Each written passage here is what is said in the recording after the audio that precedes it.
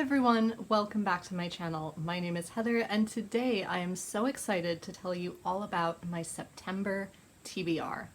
Although, like I seem to say every month, I cannot believe we are this close to September. So since in September I will be going back to work and the first month of the school year is always really hectic and it's really hard for me to get a routine down. It feels like I will never get everything done that I need to.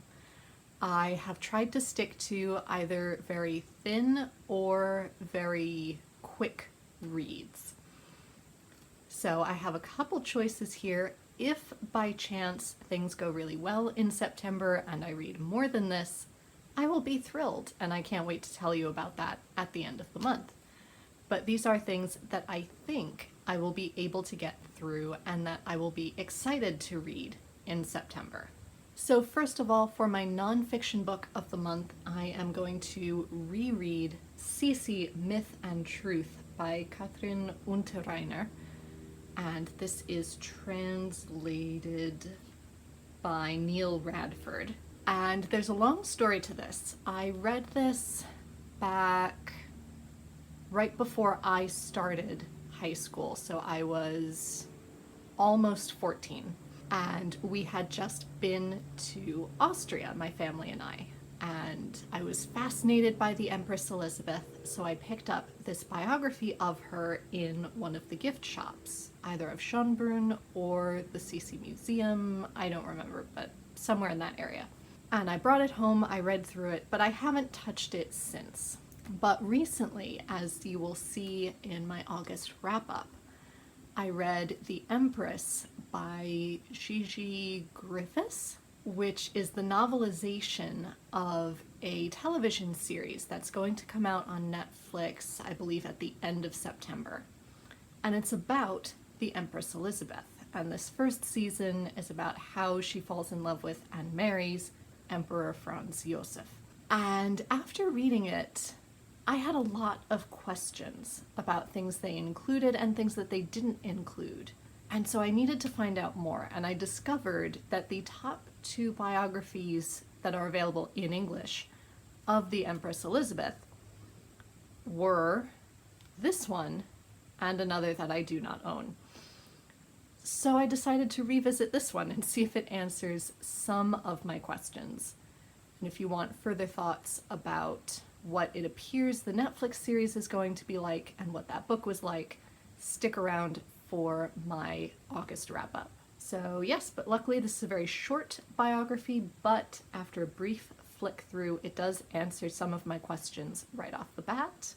So I'm excited to read this. Next, I have A Desperate Fortune by Susanna Kearsley. I don't remember what this is about. This is another of her romantic historical fiction books, but I discovered after reading Bellwether that in her author biography at the end of that book, she mentions that one of the characters, or the father of one of the characters, shows up in this novel. So I thought it would make sense to read it this month.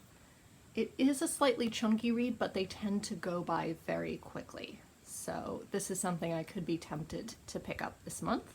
Next, I have The Deep by Rivers Solomon, with help from David Diggs, William Hudson, and Jonathan Snipes. This has been on my radar for a while, but I finally felt the urge to actually pick it up.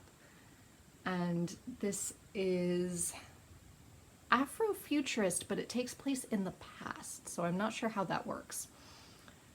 But to my understanding, it is about how some slave women, when they were being brought over on ships, were thrown overboard if they were considered useless for a variety of reasons. And so this book posits, what if some of those women were pregnant?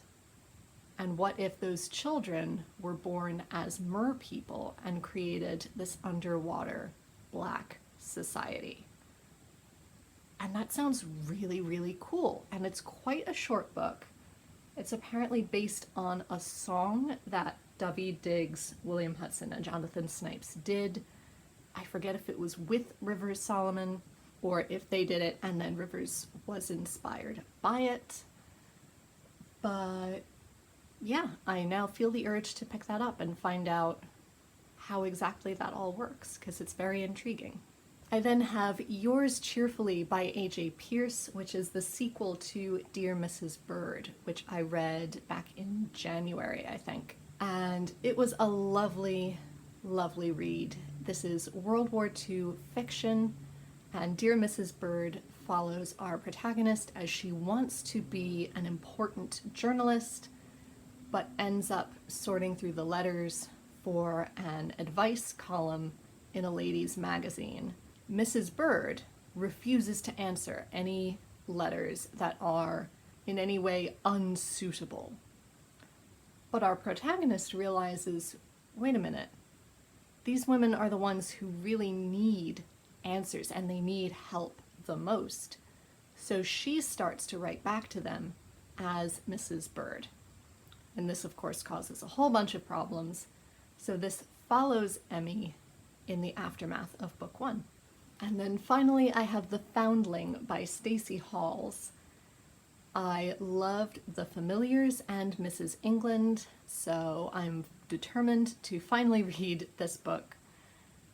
I believe it's called something different in the US and Canada. I think it's called The Lost Orphan, which, I mean, come on, people. We can figure out what a foundling is. But nonetheless, this is about a young woman in 1754, I think, who has given up her baby to a foundling hospital several years ago because she cannot afford to keep it at the moment, on the understanding that she would come back and claim her once she was financially stable. When she comes back 6 years later to reclaim her daughter, she discovers that someone else has already claimed her.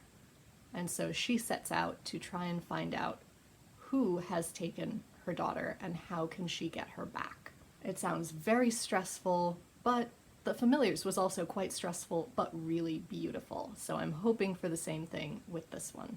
And lastly, there is my classic of the month to consider, which I haven't decided on yet.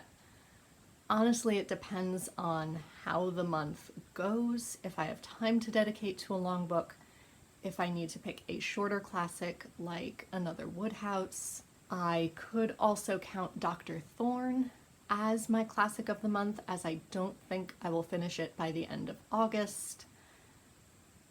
I don't know.